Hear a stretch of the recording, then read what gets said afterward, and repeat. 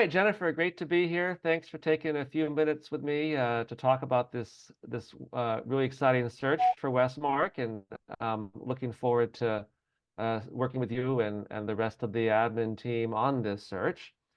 Before we get into the search, just want to get a little sense of your background and you as an educator and a leader prior to Westmark, and also what brought you to the school, and letting folks know that this is your first year. So you, like some potential candidates, you know kind of what it was like to be exploring Westmark, and we'd love to hear what brought you to the school.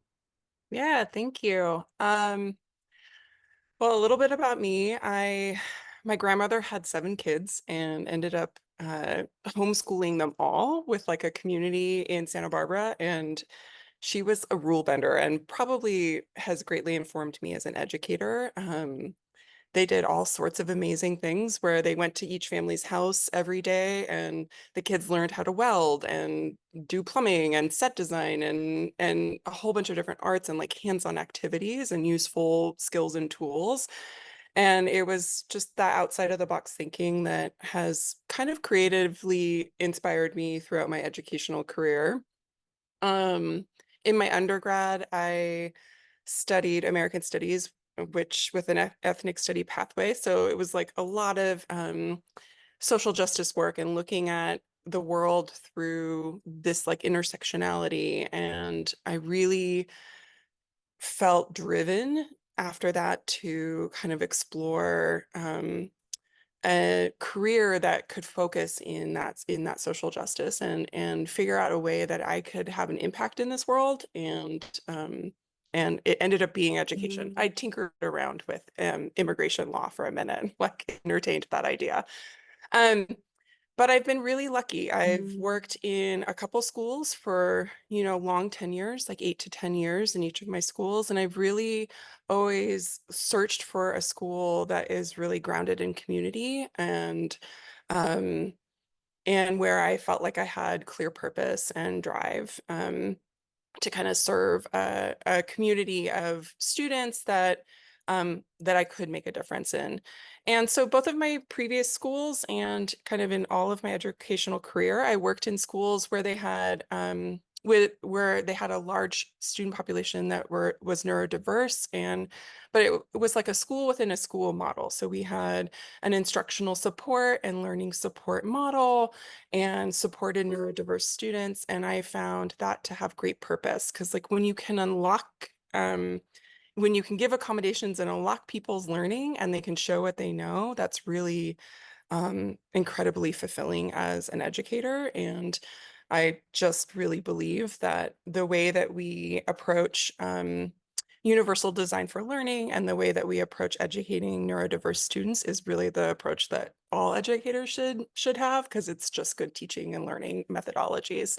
So I was excited when the position at Westmark opened because Westmark has really is so steeped in research and evidence-based practices into that teaching and learning and their ethos of,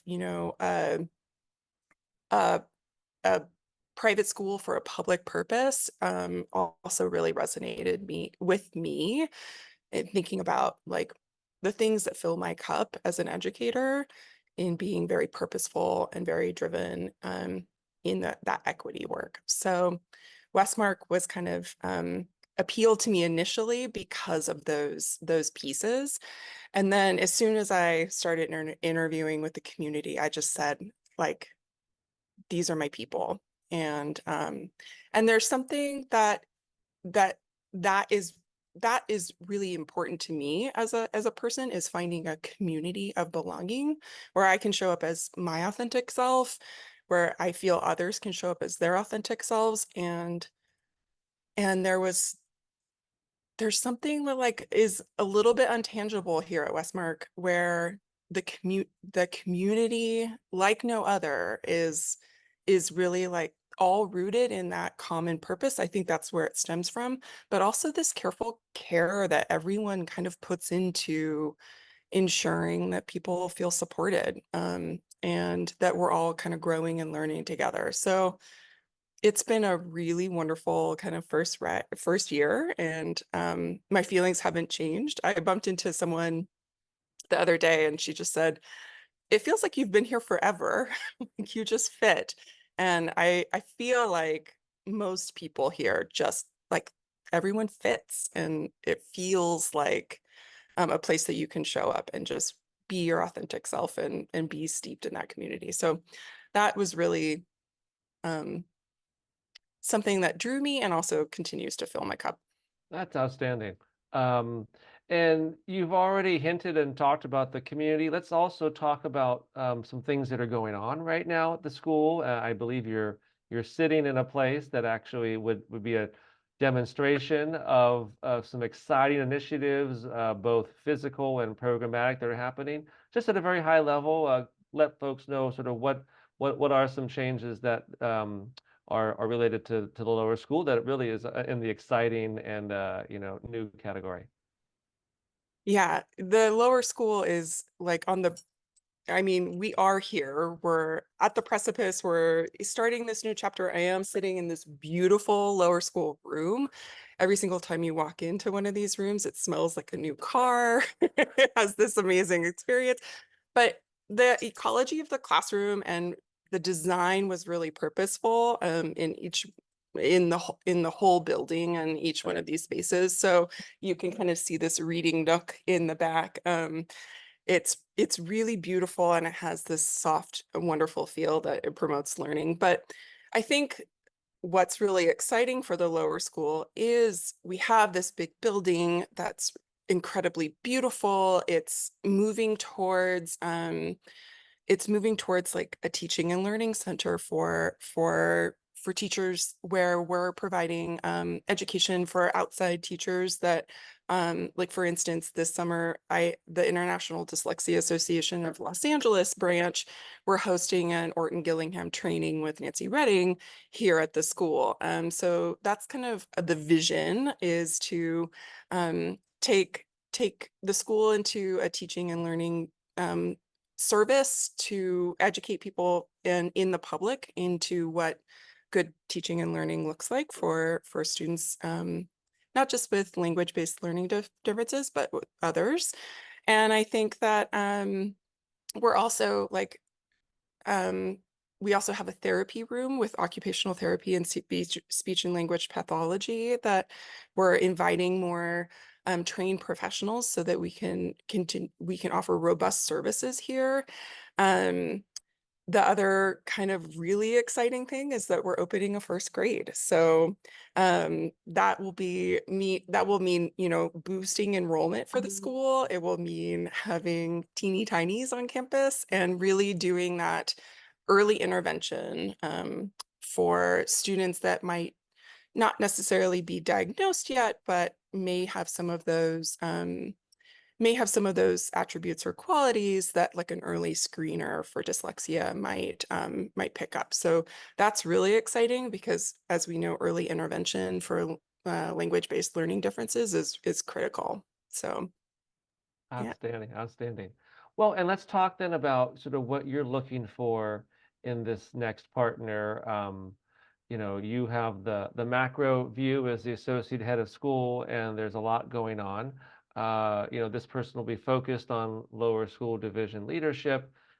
They have other partners in to oversee divisions themselves, so there's a team structure. But just, as you think about how this person will fit into the equation and what you're hoping they bring to the table, what would be some things that just, you hope that would candidates would be presenting and thinking about?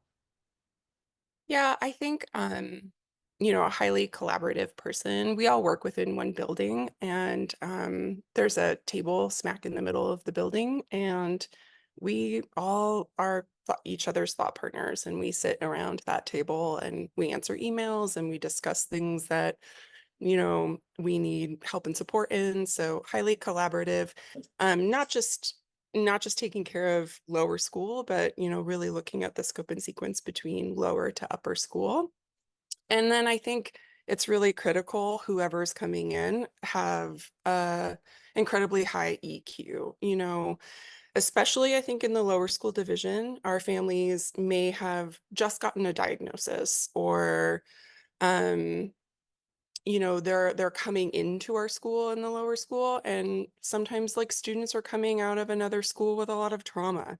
And so it's really important for a lower school, especially a lower school director in that kind of beginning, in those beginning stages where families and students are um, navigating their learning differences, to walk alongside them, help in that education, that parent education and demystification process about like there's a lot of wonderful hidden strengths and talents, and we're going to develop those superpowers and bring families in where they may be coming in with a little bit of distrust. And so it really takes that EQ to kind of bring families in and help show them that they're safe and that we're taking care and empowering and educating their kids.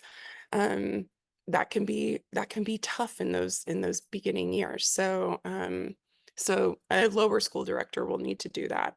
And then the other piece will be, we're really branching out. We're doing a lot of outreach with preschools and K1 and Boys and Girls Clubs and different spaces in the community. And so I really want someone that can speak to our program and speak to the research surrounding language-based learning differences, and be able to educate not just like our families in the internal, but in the outreach as well. So we're really looking to kind of build and grow and boost enrollment and like develop that first grade. And I think that partnership and that outward facing view for Westmark is going to be pretty critical for the lower school division. That's great. Final question, and just to sort of put it all together, and you talked about you bumped into somebody and it was like you felt like you've been here a long time, and you've been talking about a very welcoming community. As somebody who just joined Westmark, maybe just a little story or something that just for you, where you knew you felt welcomed, or you felt like, oh man, this is home, or you just something that has just connected with you early on as a first year administrator, that just said, "Gosh, I'm so glad to be here, and this has been a great run so far, and it feels like it's been a longer time than already it has." That's it's hard to quantify because it's in all of the little spaces. It's really it's really in all of the little spaces. And I think at the most granular level, it is being able to, walk across the hallway and really ask questions when I feel underwater or I don't understand or something like that. Or maybe where I just need to bounce an idea off someone. And um and it's this like there's that psychological safety where you can say like I need help, or I like, can we partner on this? It's all of those little tiny pieces that make you feel it, that psychological safety to like be able to say I'm still learning in that has been really incredible. I think also just the little pieces of like we laugh a lot. And I am like I like to do crazy dances like this, right? And so I can do that because I feel comfortable in my space. And I truly feel like I'm not going to be judged in the fact that I don't really dance that great. That is great. And Like, I've been to your school, and I know you have a head of school who likes to dance as well. yeah. I know you have a school community that has a lot of fun, Mhm. and there's a lot of welcome, just camaraderie and collaboration there, and it's outstanding. Well, I'm so glad that you have joined the Westmark team, Yeah, and we're looking forward to working with you and the rest of your colleagues to help bring a great director of the lower school to Westmark. And thanks for taking some time here today. Appreciate it. I am too. Thank you, Gabe. Okay, thanks. Bye.